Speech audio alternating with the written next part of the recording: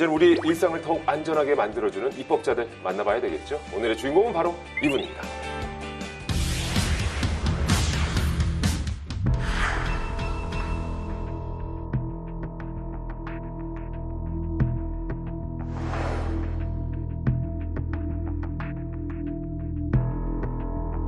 전세 사기 피해자 특별법안 대안은 가결되었음을 선포합니다.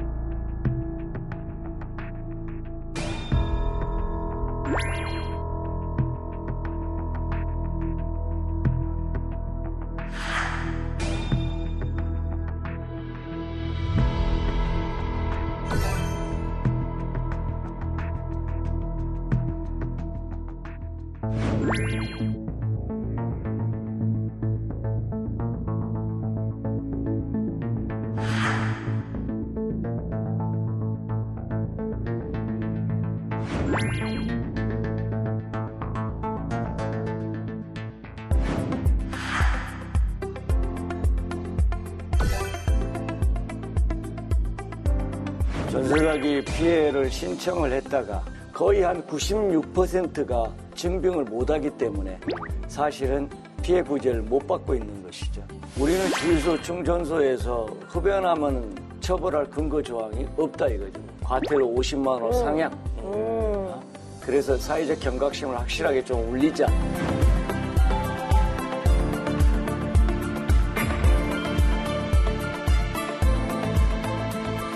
대한민국 경제는 내가 지킨다. 중소기업, 소상공인의 빨간불이 켜지면 언제나 반드시 짠 하고 나타나는 K맨, 더불어민주당 김경만 의원 자리하셨습니다. 어서 오세요. 네, 반갑습니다. 729만 중소기업과 소상공인의 지킴이이자 수호천사 더불어민주당 김경만 국회의원입니다. 예, 반갑습니다. 예.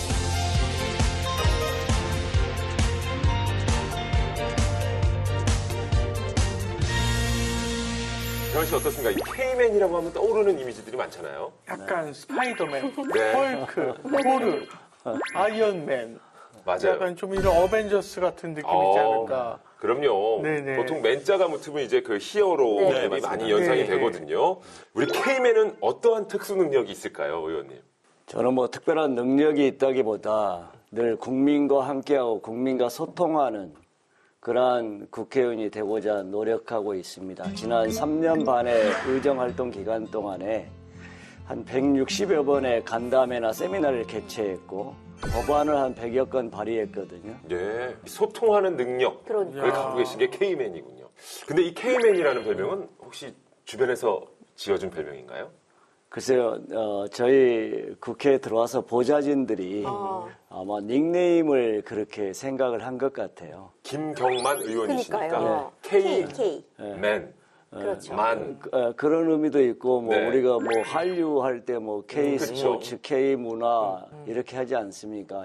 여러 가지 다중적인 좀 의미가 있는데, 뭔가 좀 중소기업과 소상공인을 구원할 파워풀한 사람, 이런 네. 의미도 있지 않을까 생각해요. 맞습니다. 정말. 사실 의원님은요, 중소기업 중앙회에서 무려 30년 네. 동안이나 정책통으로 활동하신 사실 중소기업 전문가 중에 전문가시거든요. 네. 이 30년이면 대한민국의 경제의 성장, 위기, 그 네. 풍파를 함께 다 겪으셨을 것 같은데 네. 어떤가요, 의원님? 정말 많은 일들이 있었죠. 글쎄요. 10년이면 강산이 변한다고 하니까 우리가 97년에 외환위기가 있었고 2008년도에 글로벌 금융위기가 있었고 2019년, 20년도에 코로나 위기가 있었지 않습니까? 그런 속에서 대한민국 경제 또 중소기업 소상공인들이 여러 가지 부침과 어려움을 겪어왔던 것을 많이 보아왔습니다. 그렇군요. 우리 경제에서 정말 중소기업이 얼마나 중요한 역할을 차지하는지 네. 저희도 배운 바가 있거든요. 네. 중소기업이 우리나라 기업에서 차지하는 비중도 굉장히 높고. 네, 빙고 예. 맞습니다. 네. 모든 사람이 자기의 주민번호가 있듯이 네. 네. 중소기업도 우리가 주민번호를 만들어줬어요. 네. 그래요? 그래서 그 숫자만 보면은 대한민국 경제에서 중소기업의 유상이라든지 역할 이것들을 한눈에 알아볼 수가 있거든요. 네. 9981나 78 네. 네. 앞에 99는 대한민국 기업 숫자에서 99%를 중소기업이 차지하고 있다. 맞아. 그다음에 81% 대한민국 고용의 81%를 중소기업이 담당하고 있다. 그다음 뒤에 78은 네. 대한민국 국민의 78%가 중소기업 가족이다. 그렇게 따지면은 야 대기업만 있는 줄 알았는데 네. 대한민국 경제의 큰 한 축이 중소기업이구나. 이걸 우리 이 숫자를 보고 알 수가 있지 않습니까? 예. 그러면 혹시 뒷자리는 무슨 뜻입니까? 1233119 해서 헌법 123조 3항에 국가는 중소기업을 보호하고 육성해야 된다. 이렇게 의무를 부여해 놨습니다. 그 123조 3항이고 뒤에 119는 경제민주화를 의미합니다. 사회적 약자, 사회적 의를 보호해야 된다. 여러 가지 함의적 의미가 있는 거죠. 그러네요. 그렇군요. 국회의원이 되셔도 정말 입법 활동에 매진하신 것 같아요. 21대 국회의원 비례대표 가운데서 가결률이 1위를 하셨다고 하더라고요. 일단 축하 한번 드려야겠네요. 네, 축하드립니다. 가결률 1위. 저도 몰랐는데 11월 1일 기준으로 했을 때 제가 96건의 법안을 발의를 했거든요. 근데 그중에 37건이 본회의를 통과했더라고요. 그러니까 법안 통과율, 가결률이 한 38.5%? 그러니까 여야 비례대표 국회의원이 47명인데 그중에 영광스럽게 또 1등을 했다고 그러니까 아이고 가문의 영광입니다. 진짜 대단하십니다. 그럼 가결률 1위를 만들어준 법안 중에서 가장 뿌듯하고 어떻게 자랑하고 싶은 법안이 있을까요? 제가 작년 12월 달에 729만 중소기업계가 14년 동안 시도를 했는데 통과를 못 시킨 법안이 있었어요. 그게 납품단가 연동제 법안인데요. 작년이나 금년 같은 경우는 유가라든지 이런 변동에 따라서 원자재가격이 급등했지 않습니까? 막 60%, 70% 오르는데 납품가는 그대로니까는 실제적으로 대기업에 납품하면 납품할수록 중소기업은 손해다. 그러면 오른 원자재값만큼 그걸 반영을 해줘야 될 거 아니냐. 이게 납품단가 연동제거든요. 근데 저항이 만만치 않았습니다. 근데 이걸 통과시켰다. 전 중소기업계가 박수치고 고마워합니다. 근데 그 법안이 잠깐의 이런 숙려 과정을 거쳐서 금년 10월 4일부터 지금 작동되고 있습니다. 현장에 잘 안착돼서 중소기업계 여러 가지 문제들이 해소되는 계기가 되길 저도 계속 응원하고 지켜보겠습니다. 이야, 정말 중소기업 또 소상공인의 지킴이시자 또 응원을 계속해서 보내주고 계시는데요. 오늘 소개할 법안도 아주 꽉 막힌 곳을 시원하게 뻥 뚫어줄 그런 법안이 기다리고 있습니다. 자, 지금부터 법안을 살펴보도록 하겠습니다. 자, 입법자들 주제는 바로 이겁니다. 김경만 의원님의 특명, 국민의 생명과 안전을 지켜라. 첫 번째 법안은요, 억울한 전세 사기 피해자를 구하라. 전세 사기 특별법 개정안입니다. 이게 진짜 전세 사기, 이 세입자의 주거 안정을 위협하는 아주 굉장히 좀 질이 나쁜 범죄거든요. 수도권은 물론이고 지방에서도 전세 사기가 굉장히 심각하다고 들었습니다. 그러니까 너무 안타까워요. 전국적으로 이 문제가 산재해 있어요. 얼마 전에 아마 강주에선가 65채 해가지고 한 71억 정도 사기를 친 분이 잡혔다라고 이야기를 들었어요. 그럼에도 불구하고 또 최근에 이보다 더 큰 사기를 치신 분이 또 뉴스를 차지하고 있거든요. 그 가해자가 잡힌 것은 뭐 잡혔다고 치고 문제는 수많은 그 피해자들 그대로 남아있다는 거 아닙니까? 근데 그분들이 대부분 사회 초년생, 청년이고 여성이란 말이죠. 출발을 위해서 좀 힘을 내야 되는 시기인데 이게 주저앉게 만드니까. 그렇지. 그들의 인생이 꼬이는 거죠. 네. 전세 사기범들이 해외에서 호화 생활하고 있다, 몇백억 유흥비를 쓰고 있다, 뭐 이런 얘기들 들려오고 있습니다. 법의 구렁텅이에서 정말 헤어나올 수 없도록 그렇게 만들었으면 진짜 좋겠습니다. 정말. 어떤 느낌인지는 알 것 같은데 법의 구렁텅이라니요. 그렇죠.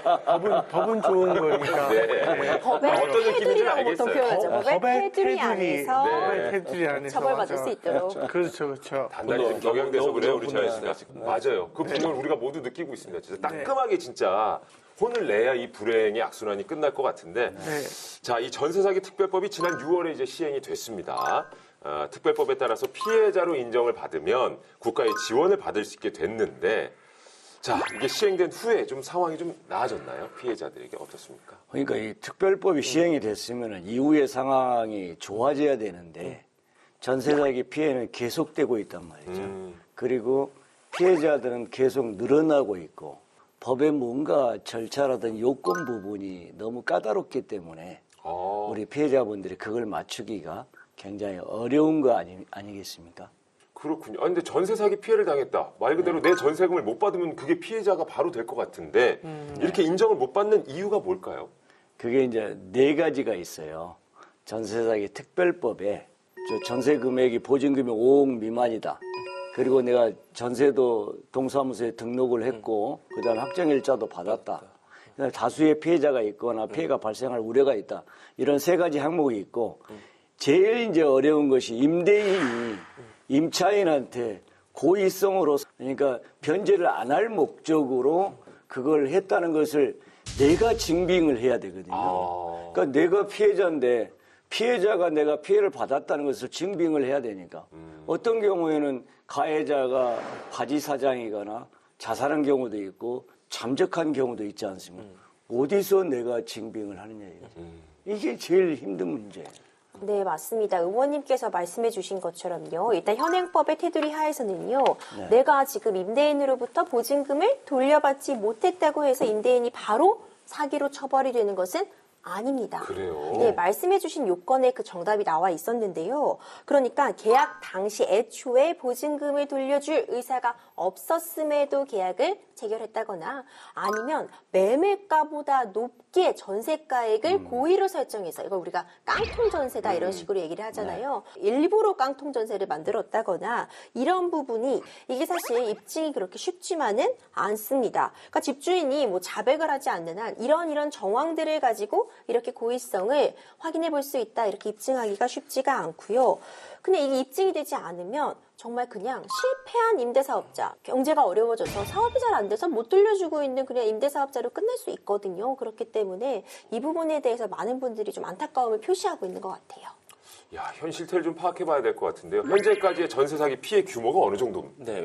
전세 사기 피해 신청을 받기 시작한 게 지난 6월인데요. 그때부터 최근까지 지자체에 접수된 전세 사기 피해자 신청이 1,500여 건을 넘어섰다고 합니다. 이 중 국토부가 인정한 전세 사기 피해자는 11월 기준으로 8,000명 정도가 된다고 합니다. 전세 사기 피해를 신청을 했다가 기각됐다. 요건을 충족시키지 못해가지고 그게 한 552건이라고 보면은 그 요건을 충족시키지 못한 경우가 531건인가 제가 되는 걸로 알고 있습니다. 그러니까 거의 한 96%가 임대인의 그 고의성 여부를 증빙을 못하기 때문에 사실은 피해 구제를 못 받고 있는 것이죠. 그래서 그 부분에 대해서는 뭔가 좀 완화된 측면이 있어야 되지 않는가. 이 부분이 의원님의 그런 법안에 좀 반영이 된 부분이 있을까요? 네. 아까 피해자로 인정을 받으려면 4가지 요건을 갖춰야 된다고 그랬잖아요. 그래서 그러면 임대인의 그 고의성 여부 그런 부분은 상당히 심리적 부분이니까 굉장히 어려운 부분이니까 그 부분 빼고 3가지 요건을 충족했을 경우에 피해자 요건을 갖춘 것으로 간주를 하자. 이게 이제 제 법안의 첫 번째 골자입니다. 그렇군요. 예를 들어 다른 법에서도 중소기업간의 기술탈취라든지 이런 거래에서도 피해자가 입증 책임에서 이제 가해자로 입증 책임을 전환하는 법 체계가 많이 바뀌고 있습니다. 그러니까 이와 같은 경우에도 좀 그렇게 돼야죠, 사실은. 그렇게 하는 것도 맞는데 뭐 저는 동의합니다만 이렇게 좀 반론도 있는 것 같더라고요. 이를테면 다양한 이제 사기 유형이 있잖아요. 이를테면 이거는 전세 사기지만 다른 뭐 수많은 여러 가지 사기도 있는데 왜 하필 전세 사기 피해자들에게만 이런 혜택 아닌 혜택을 주냐? 약간 이런 반론도 있는 것 같습니다. 그거 이제 충분히 이해가 되어지고요. 다만 이제 정부라는 게 법을 제정하고 난 다음에도 계속적으로 그 사기 피해가 근절되지 않고 있다. 그러면 정부가 그 책임에서 자유롭지 못하다는 겁니다. 특히나 주거 안정에 관련된 부분은 우리 모두의 공부를 사는 부분이고 사회 초년생 청년들 이런 사람들의 일생을 망가뜨리는 것이기 때문에 그것에서 뭔가 좀 경종을 울리는 조금 다른 차원에서 접근이 좀 필요하지 않는가. 그리고 이게 일회성으로 끝나면 괜찮겠는데 계속적으로 강주에서 또 전라북도에서 경상도에서 진일보한 대책을 가져가야죠. 맞습니다. 자, 법안을 준비하시면서 진짜 전세 사기 피해자를 또 많이 만나보셨을 것 같은데요. 네. 피해자들이 이야기 중에 가장 큰 어려움을 겪는 건 또 어떤 부분이라고 하던가요? 정보라는 게 피해자보다는 가해자가 많이 가지고 있거든요. 우리가 정보의 비대칭성이라고 그러는데 자기 생업도 해야 되는 생업을 포기하면서까지 그 사람들을 만나러 다녀야 되고 증빙자로 같이 해야 되고 이런 부분에서 이 인생이 두 번 망가진다 이거죠. 그 부분을 굉장히 하소연하고 있습니다. 그렇군요. 진짜 더 많은 이 전세 사기 피해자들이 좀 구제를 받을 수 있는 길이 조금 더 열릴 수 있기를 저희도 좀 기대를 해보도록 하겠습니다. 앞으로 노력해 주실 거라 저희 믿겠습니다. 열심히 하겠습니다. 이렇게 또 확실하게 말씀을 해주시니까요. 더욱더 응원을 하게 되네요. 자, 이제 두 번째 법안을 확인해 보도록 하겠습니다. 김경만 의원님의 특명, 국민의 생명과 안전을 지켜라.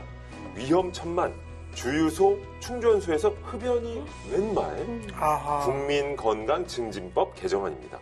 아니, 주유소, 충전소에서 흡연은 정말 위험한 행위잖아요, 이거. 네. 근데 이런 것과 관련해서도 좀 피해가 많은가 보죠. 아이러니하게도 우리는 주유소, 충전소에서 흡연하면 안 되는 걸로 알고 있고 예. 또 그러한 관련법이 당연히 있을 것이다 이렇게 생각하는데 실제적으로 그런 법은 아직 제정이 안 돼 있습니다. 그나마 지자체에서 세상에. 해당 지자체에서 조례로 금연구역으로 지정을 해놨는데 이마저도 지자체마다 천차만별입니다. 예를 들어 서울에 25개 구가 있잖아요. 네. 그중에 금연구역으로 조례를 제정해갖고 지정한 지역은 12개 구밖에 없어요. 나머지 13개는 그렇게 안 돼 있다 이거죠. 그럼 우리가 통상 사회적 관념으로 이건 담배 뭐 하면 안 되는가 보다 이렇게 해서 좀 자숙을 하지만은 설령 거기서 담배를 피고 뭘 하더라도 처벌할 근거 조항이 없다 이거죠. 그나마 12군데는 조례라도 제정이 됐으니까 10만 원 과태료라도 물리게 되지만 깜짝 놀라셨죠? 깜짝 놀랐습니다. 진짜 네. 이게 너무나 확실한 상식이기 때문에. 그렇죠. 네. 저의 이야기지만 그 담배를 태우시고 계시던 분께서 나오셔서 주의를 하시는 거예요. 그래서 사장님께서 담배불 얼른 끄시라고. 어우, 그러게요. 네, 아찔하네요. 그랬더니 끄겠다고 그러고 바닥에다가 그거를 끄시는데 그때 그러면 그분께서는 뭐 딱히 처벌받을 네. 규정이 없었을 수도 있는 거예요. 그랬군요. 네. 야, 자, 근데 주유소 말고도 아까 말씀드렸습니다. 담배를 피면 안 되는 곳이 또 있죠. 네. 예, 요즘 전기차가 늘면서 그렇죠. 뭐 아파트든 혹은 뭐 주택이든 이런 곳들이 굉장히 많이 있습니다. 바로 전기차 충전소. 맞아요. 요즘 예. 이런 곳들 정말 많이 보이죠. 지하주차장 보면은 사실 전기차 충전소 다 설치되어 있고요. 지상주차장 갖고 있는 그런 거주 공간에서도 요즘은 밖에 다 전기차 충전소 마련되어 있더라고요. 예. 하지만 이게 또 언뜻 생각하기에 기름은 아니니까 네. 그렇죠. 전기차 그냥 충전이니까 그 앞에서 충전기 꽂아놓고 또 이제 담배를 피면서 기다리는 분도 계시더라고요. 이것도 위험한 행동인 거죠?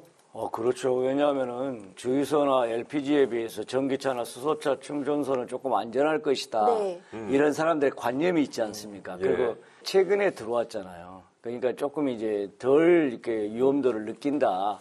이런 건데 훨씬 더 위험할 수가 있습니다. 그래요? 그럼요.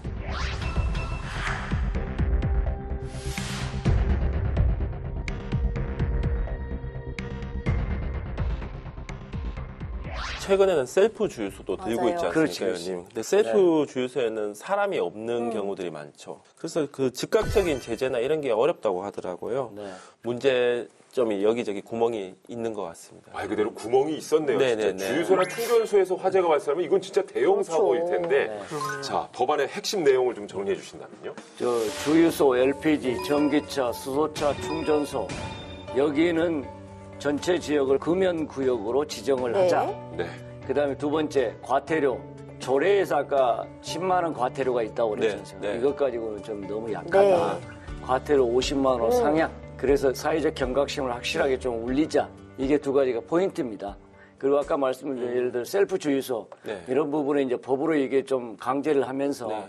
사회적으로 확산시켜 나가는 작업들을 해 나가야 되겠죠. 그 주유는 하지 않는데 주유소 앞에 이렇게 보면 인도 있잖아요. 이렇게 지나가야 되니까. 걸어가면서 혹시 요즘 길거리에서 담배 피우는 사람 잘 없지만 담배 피고 지나가는 거 이런 건 어떻게 되는 거죠? 아직 우리도 이제 지금 주유소나 이런 데 저기 금연구역으로 지정이 안 돼 있으니까 네, 네. 예를 들어 미국 같은 경우는 버지니아주 같은 경우는 반경 6m 이내에서 담배를 피웠을 경우에는 뭐 저기 상급 뭐 경범죄에 해당한다든지 아니면 과태료를 부과한다든지 이런 것이 있어요. 그리고 우리보다 훨씬 더 벌금이 강한데 예를 들어 싱가포르 같은 경우 싱가포르 거기는 금지구역에서 담배를 피웠을 경우는 싱가포르 달러로 한 10,000불 정도, $10,000. 거의 한 1,000만 원 정도.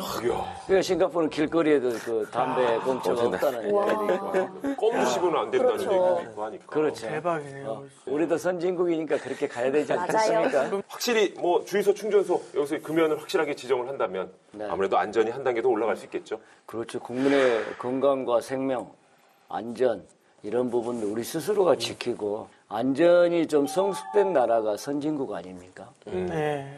맞습니다. 자, 정말 우리 K맨답게 우리 김경만 의원님께서 중소기업 전문가를 넘어서 이제는 국민의 안전 지킴이로서 다양한 법안을 내셨는데요. 챙겨야 할 영역도 굉장히 많이 늘 것 같습니다. 예, 특히나 이제 저는 이제 경제 전문가였고 민생 전문가다 보니까 민생과 경제 지킴이라는 이런 것 쪽으로 많이 포커싱을 맞춰왔는데 이런 쪽도 상당히 소소하지만은 굉장히 중요하다. 이런 부분이 하나 개선됨으로 해서 국민의 생명과 안전이 퀄리티가 상당히 좀 올라간다. 한치도 소홀히 할 수 없는 이런 분야라고 생각이 듭니다. 그러시군요. 이렇게 국회를 입성하기 전에는 정책 제안자로서 역할을 해오셨고 이제는 정말 법을 만드는 입법자가 되셨는데요. 확실히 달라진 점이 있으실까요? 공수가 뒤바뀌었지 않습니까? 네. 예. 공수가 뒤바뀌고 그동안의 30여 년의 경험은 저한테 중요한 자산입니다. 그들의 입장을 이해할 수가 있지 않습니까? 아 하면 어라고 통할 수가 있지 않습니까? 그리고 법은 제가 완결을 지어야 되니까 이게 기업들이나 또는 수요자들한테 얼마나 가려운 것을 긁어줄 수 있다. 이 부분들을 충분히 제가 이해하는 거죠. 그러니까 상호 소통과 공감을 충분히 얻을 수 있는 그런 공감의 능력 이런 부분들이 올라갈 수가 있다. 그러시군요. 의원님 매년 연말 연초가 되면 왜 사자성어로 지난 한 해를 이렇게 결산을 하잖아요. 네, 네. 의원님이 이제 3년 반 정도의 국회의원 생활이 이제 지나가고 있는데요. 네. 의원님이 그 국회의원 생활을 사자성어로 이렇게 정리할 수 있을까요? 국회의원 생활이라는 게 그런 것 같아요. 국민의 눈높이에 봤을 때는 여러 가지 부족하고 그러지만은 각자의 영역에서 봤을 때 최선을 다함으로 해서 그 분야를 좀 이렇게 조금 개척해 나가고 조금 더 국민 생활이 편할 수 있도록 노력한다. 그런 의미에서는 마부위침? 그래서 도끼를 갈아서 바늘을 만든다. 아니 도끼가 바늘 되려면 얼마나 많은 수고와 노력, 헌신이 있어야 되지 않겠습니까? 그러니까 제가 그렇게 했다는 것이 아니고 그런 과정으로 가야 되겠다라는 의미에서 그 의지를 다지는 의미에서 그런 사자성어가 필요하지 않는가 생각합니다. 마부위침. 아버지. 네. 의원님, 지금 우리 겨울이라서 날씨가 참 춥잖아요. 네네. 꽁꽁 얼어버린 날씨 탓도 있지만 우리 경제, 우리 국민들을 더 춥게 하고 있는 것 같습니다.